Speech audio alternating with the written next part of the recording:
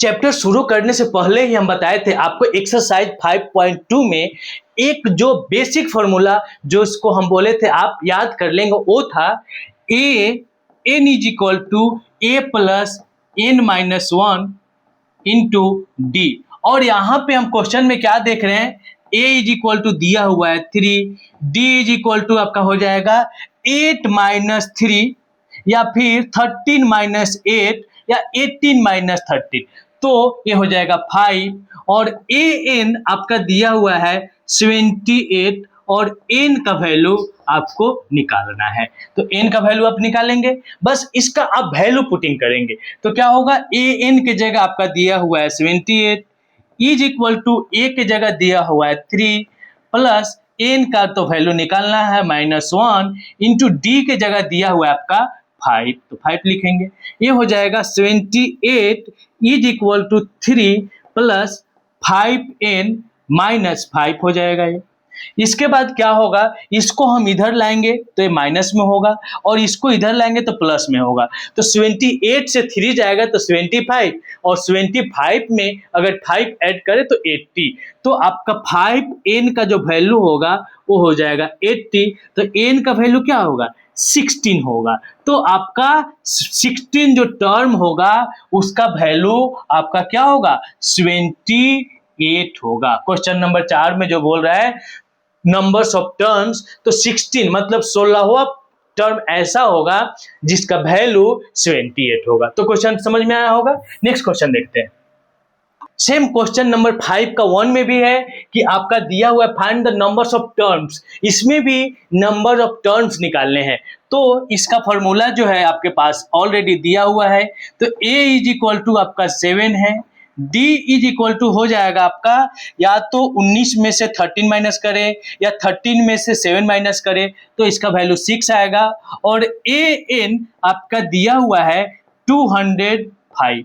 तो इस फॉर्मूले पे हम रखते हैं तो क्या होता है, A N is equal to होता है A plus N minus 1 into D, और ए एन के जगह 205 है तो 205 इज इक्वल टू ए की जगह 7 है तो 7 प्लस यहाँ पे n का वैल्यू ही निकालना है तो n माइनस 1 इंटू डी के जगह 7 हो जाएगा। अब हम इसका सिंप्लीफिकेशन करेंगे तो ये हो जाएगा 205 is equal to 7 plus 7n minus 7 हो जाएगा। ये सॉरी, ये आपका d जो है 6 है, d जो है आपका ये 6 है तो 6n हो जाएगा, ये हो जाएगा 6n। तो अब हम देख क्या रहे हैं कि यहाँ जो है ये जो -6 है यहाँ आएगा तो प्लस हो जाएगा। तो 205 में अगर 6 जोड़े तो 211 होगा और 211 में से -7 जाएगा तो क्या होगा, 204। तो इसको हम लिख सकते हैं 204 इज इक्वल टू 6n, और 6 इधर मल्टीप्लाई में है तो इधर आएगा तो डिवाइड में होगा तो n इज इक्वल टू हो जाएगा आपका 204 बाई 6, इसको काटेंगे 3 और ये हो जाएगा 24, तो हो जाएगा 4, तो आपका हो जाएगा 34 टर्म्स। तो क्वेश्चन नंबर 5 का आंसर 1 का आंसर होगा 34 जो टर्म होगा वो होगा आपका 204। अब क्वेश्चन नंबर यहाँ भी दिया हुआ है आपका a इज इक्वल टू दिया हुआ है, a इज इक्वल टू दिया हुआ है 18, यहाँ पे d इज इक्वल टू हो जाएगा, इसमें से माइनस किसी से करिए, a दिया हुआ है 15 अपॉन, यहाँ पे टाइपिंग एरर है, 15 अपॉन 1/2, तो 15 अपॉन 1/2 माइनस 18। तो इसका हम सिंप्लीफिकेशन करेंगे तो 31/2 माइनस 18, ये हो जाएगा आपका 31 माइनस 36/2, ये हो जाएगा आपका -5/2। तो d is equal to -5/2। A n आपका दिया हुआ है, A N is equal to है -47।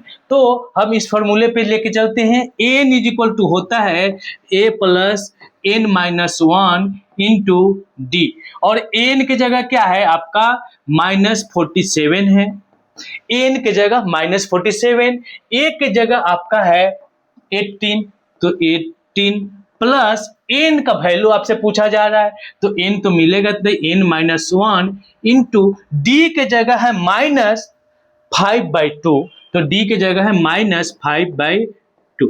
तो इसका हम सिंप्लीफिकेशन करेंगे तो -47 इज इक्वल टू 18 प्लस ये हो जाएगा प्लस और माइनस, तो -5/2 n और माइनस प्लस 5/2 हो जाएगा। इसमें कोई दिक्कत नहीं है। अब इसका हम सिंपल सिंप्लीफिकेशन करेंगे। यहां से ये देख रहे हैं कि -47 है और ये प्लस में 18 है, तो इधर आएगा तो माइनस में हो जाएगा, तो ये आपका माइनस और माइनस हो जाएगा प्लस, और ये हो जाएगा आपका 65 -65 इज इक्वल टू ये है आपका 5/2 n प्लस 5/2। अब यहाँ देखिए ये 5/2 का मतलब होता है 2.5, और 2.5 अगर 65 में से 2.5 रुपया कोई ले ले तो आपके पास बचेगा, ये माइनस है इधर प्लस है तो इधर आएगा माइनस, तो हो जाएगा 67.5 इज इक्वल टू 5/2 n हो जाएगा। अब इसको हम देखिए 67.5 इसको हम 2 से मल्टीप्लाई करेंगे तो क्या हो जाएगा देखेंगे, 67.5 2 से मल्टीप्लाई करेंगे 0.5 135 होगा, और 135 को आप जैसे ही 5 से डिवाइड करेंगे तो हो जाएगा 7, तो आपका n इज इक्वल टू निकल जाएगा 27, n इज इक्वल टू आपका निकल जाएगा 27, मतलब जो आपका एक टर्म होगा वो होगा 27 टर्म। तो क्वेश्चन वो 5 का 1 और 2 भी आप क्लियर कर लिए होंगे। अब क्वेश्चन चलते हैं हम 6 के तरफ। देखिए